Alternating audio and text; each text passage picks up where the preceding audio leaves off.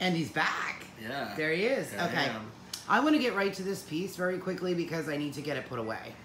But look, isn't that really cool? Didi, I'm focus. sorry. Okay, I'm focusing. All right. I'm going to get right to it with no BS. Simply because we have to get this one done. If you want to turn that around, you know, why don't you we'll call her Transformation Lady 52, because we're not going to give her a name. You can talk. We won't show your face. Come on over. Because she has little teeny fingers. She has European fingers? No, she has not European fingers. Little teeny. You know what? Why don't you eat some crab cakes, and I'll have her help me. This one? Okay. Because you're hungry. Yeah. Go ahead. Sit down. I'm not showing your faces. No. The other one. This one? Yep, that one. Go ahead. Show it to me. Okay. I don't have your face. Just keep your hands down so I don't get your face. Okay. Tell me how that feels. Transformation number 52.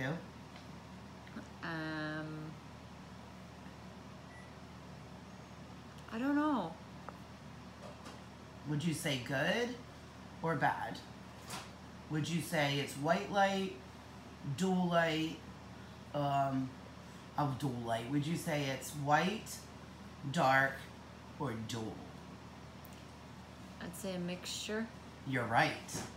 Yeah. Now, why do you say a mixture? Are you saying it's a mixture because you're holding it and you would control it for good? No, it just feels like it could go either way. You're right. You're absolutely right. Okay. Okay. So at least I know your transformation's kicking in. Okay. You're right on this. But let me tell you the story about it. You can just turn around and show it to them. I don't have your face on camera, so don't worry about that. This piece is sterling silver. His mouth is open. And this has quite a story to it. This came from a man who was just an ordinary person. He had an ordinary job. He worked for a manufacturing company. He was like a manager, he was in upper management. He wasn't getting his hands dirty or nothing. Had an office. He was that type. He made around $60,000 a year, so like average income. So he's like middle income. Mm-hmm. Nothing extraordinary about his life at all. The only thing different about his life, and we really can't say that it was different, is how he was born. He did not know who his mother or father was, and he was actually found behind a grocery store in the back at night. He was in a box behind a grocery store. Now, I'm not going to say which grocery store because maybe people could look it up, and he really doesn't want anyone to know. So that's where he was found. He was adopted. He had a good life. He had great adoptive parents. Went to college, works a regular job, middle income. End of story. Was not married or anything, did not have children, but he wasn't old either. He was, I think when he met what he called his shadow, he was about 23, I believe. He was about 23 years old. He said he couldn't remember if he was between like 23 and 24. He said, which was odd because as important as it was in his life, he should have remembered. But he was going into work one day. He pulled his car up into the parking lot, and a man came up to him, very, very well dressed. Good-looking guy, but he said what he remembered most was his eyes. He says his eyes were a crystal moving blue. His skin looked like it was porcelain, but his other features were very dark. Not his skin tone, but his hair. His hair was very, very dark, but down one side of, going from his temple to back behind his head, he had short hair, but he had the purest of white streak, one white streak, almost as if he had gone to like a salon and had it done, like it was so pronounced. But he wasn't old. He said he appeared to be in his 30s. He wasn't old at all. He didn't have a wrinkle on his face. He looked like he had never even seen sun. He was so white. He looked like X-Men. Yeah, but the white was so white. Is that what X-Men look like? I don't watch that. I don't know, but... Oh, okay. Probably. Okay. So, the bottom line is, the guy came up to him and he said, "I'm pleased that you have arrived on time because I really didn't want to wait for you." And that was what struck him as odd because he didn't know him. And not knowing him, he thought, who is this guy? Like, he would immediately, if he wasn't dressed as well as he was, or if he didn't look as he did, so cleaned up and classy, he would think that he was just a crazy person. But a crazy person wouldn't dress or act like that. So he asked him, he goes, "Well, how can I help you?" And he goes, "Well, I've waited long enough for you." He said, "Your parents tried to hide you from me, Wow. but I've now located you." He goes, "You are going to be me."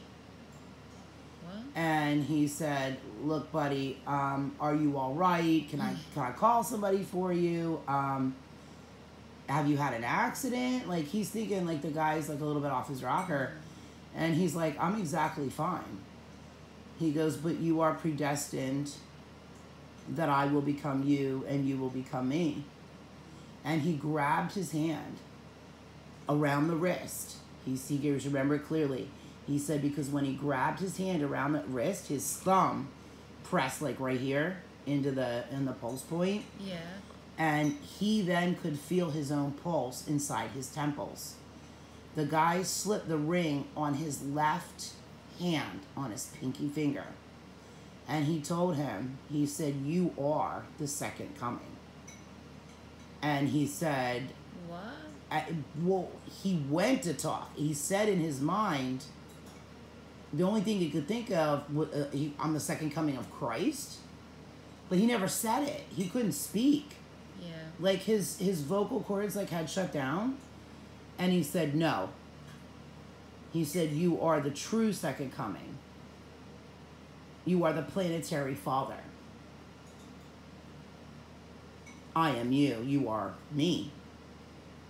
He met with Lucifer. Oh. He was placing the Antichrist on the earth.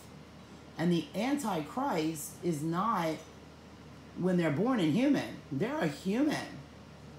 It's put into them. It's put into them. Oh. And somehow his parents knew. I don't know how they knew. But they didn't drop him off behind a store to get rid of him. They wanted to hide him.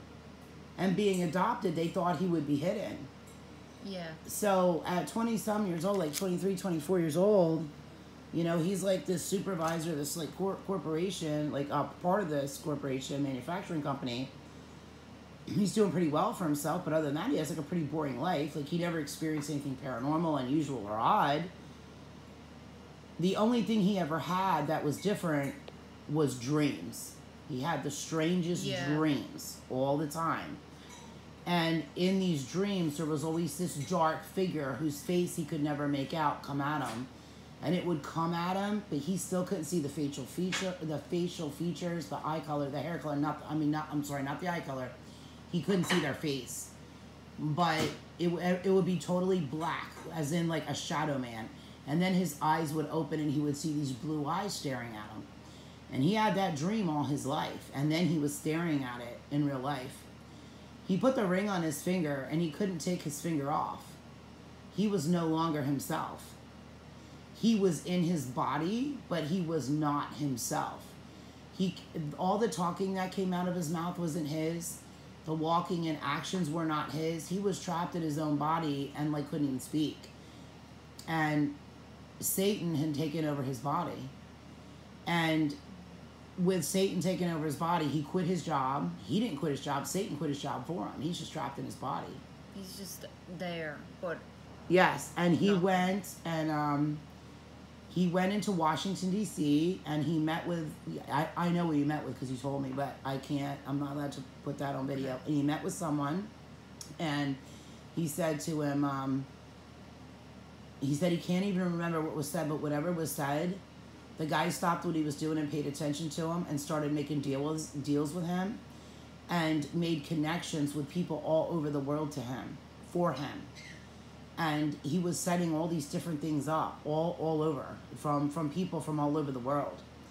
And then like months went by. This guy is trapped in his body. Like he turned like 24, 25 at the time. He's still trapped. We'll be right back.